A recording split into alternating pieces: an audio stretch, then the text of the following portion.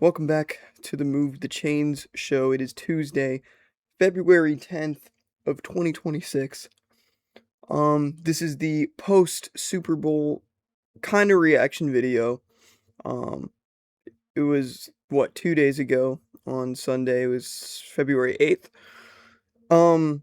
I just want to come on here in this episode and share my thoughts on the Super Bowl and what's next, for the upcoming off season. There's already some news out about Max Crosby wanting to leave and stuff like that. So the NFL season may be over, but the stories it's gonna go on all off season. Like there's gonna be stories about everything. There's gonna be so much drama this off season, like there always is in the NFL. So the stories are never gonna stop. It just won't be about actual games anymore.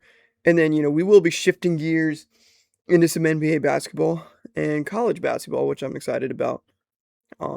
Because college basketball is right now, and it's prime time for college hoops. We're coming up on March, and the NBA, the All-Star break is coming up this weekend, and then after that, it'll be prime time NBA hoops too. Post All-Star game, it'll be the playoff race. So it's not a bad time for sports, even though football ended, and it's sad. We have no football for like 6 months.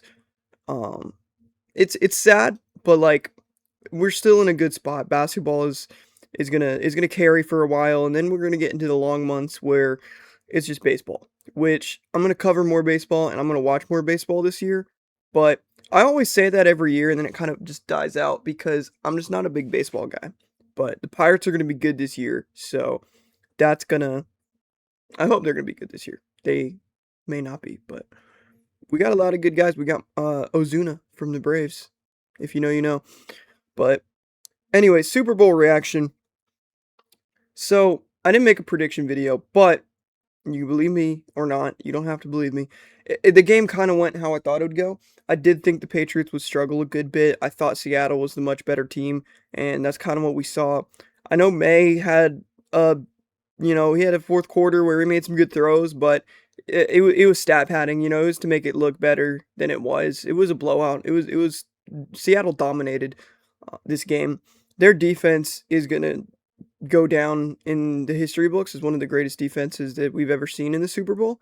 I firmly believe that they are just that they're really good. They're an elite defense. They have an elite defensive, minded head coach, and the way he was calling that game, I mean, there was no chance. It sucks for May because that being your first Super Bowl appearance, it's tough.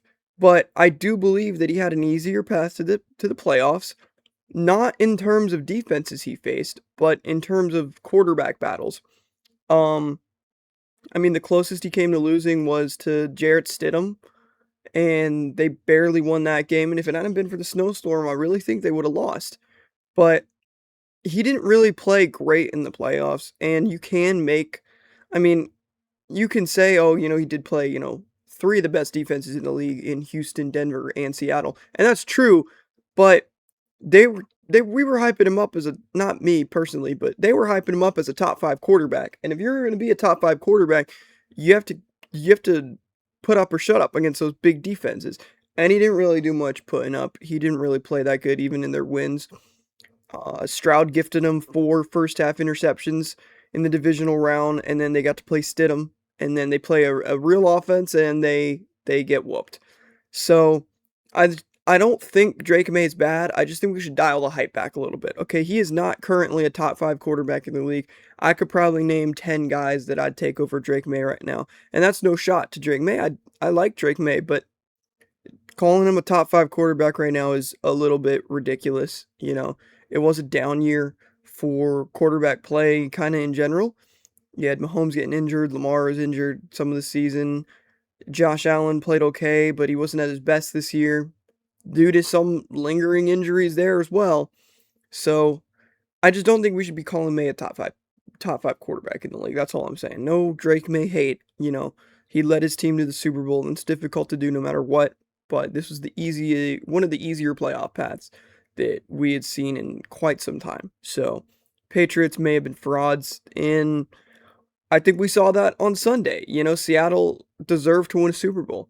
They beat some really tough teams in the playoffs. Well, they beat one really tough team. I don't think San Francisco really held much of a chance. I don't know how they were able to beat Philly, but I don't think San Francisco really had much of a chance against Seattle. But they went toe to toe with a really good Rams team who I picked to win the Super Bowl at the beginning of the year, and Seattle handled them really well. So Seattle is definitely, the best team in the league. But I just don't think the AFC was as strong this year. That's why I was upset about the Steelers loss a little bit more than usual because I feel like if this was the year for Tomlin to do something, like this was it. Like you had Mahomes, Lamar out of the playoffs, you had an easy path to the Super Bowl, and you still get bounced in the wild card round. So that's why I was, as upset as I was with that. But the game went, the Super Bowl went how I thought it would. Darnold, Darnold is good. He's not like I don't think he's like Mahomes and Allen level good, obviously, but he's smart. Like he turned the ball over a good bit in the regular season. I think he had like 14 picks. I'm not completely sure. I know it was double digit interceptions. So he didn't like have a stellar like regular season, but then he gets into the playoffs and he just takes care of the football. They had no turnovers the entire playoffs, which is insane.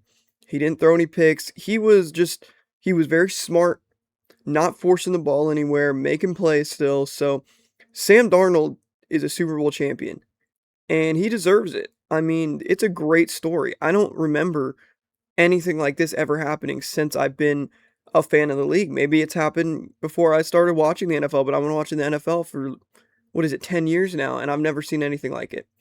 What a redemption story for Darnold. It's so cool to see.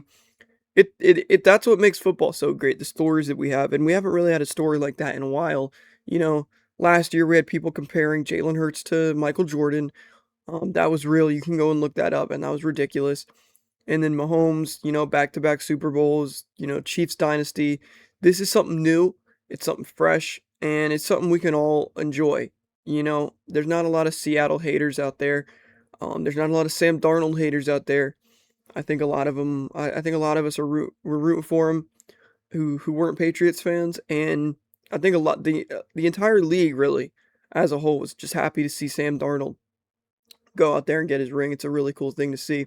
So Seattle's going to be good for a while. I know they talked about it on ESPN, but they got a lot of, or maybe it was after the game on Sunday night, but they got a lot of. I think Tariq Woolen needs a new contract. JSN is up for a contract, I'm pretty sure. So they got a lot of off-season moves to make, but their GM is elite. So I'm gonna, I'll trust in their GM on what he's building over there in Seattle. So imagine being Geno Smith though.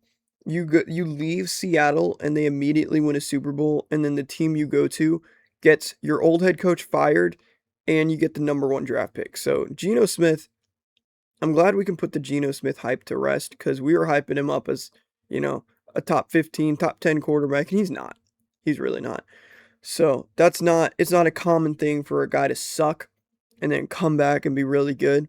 The Darnold story that's why it's so special. That's why it's so awesome to see and it's so unique. So, really cool storylines from the Super Bowl. Really, you know, it's kind of a boring game, but it was the story is cool. Kenneth Walker played really well too, and he won Super Bowl MVP, which is awesome. I know a lot of people were talking about him like he was the second best running back on that team behind Charbonnet. I never really believed that. I think Kenneth Walker is really good. He proved it on Sunday. I mean, he played so good. He's a hard runner, but he's quick and he's smart. Like you see kind of like that. I know they talked about on the broadcast that you kind of see that Le'Veon Bell type of patience where you can just sit in the backfield and then wait to find your gap and take it. So that fourth quarter of the game was fun, but other than that, it was kind of a boring game, you know. But the Seahawks are the Super Bowl champions, and I'm happy about it. I really am. I was rooting for them to win, so I'm very very happy about that. Shifting into the NBA, The Miami Heat are just I don't understand them at all. I don't know if you guys know. I feel like I've talked about it before. I'm a diehard Miami Heat fan. You know, ride or die Miami Heat fan. I'm not a LeBron Heat bandwagon fan. I was rooting for him in 2020 with Jimmy Butler, and I've been a fan ever since. So I watch, most every Heat game. And they blew out Washington on Sunday, which was great. Very happy for that. Love that we, are blowing out teams. And then they turn around and they lose to the Jazz at home. What, the Utah Jazz?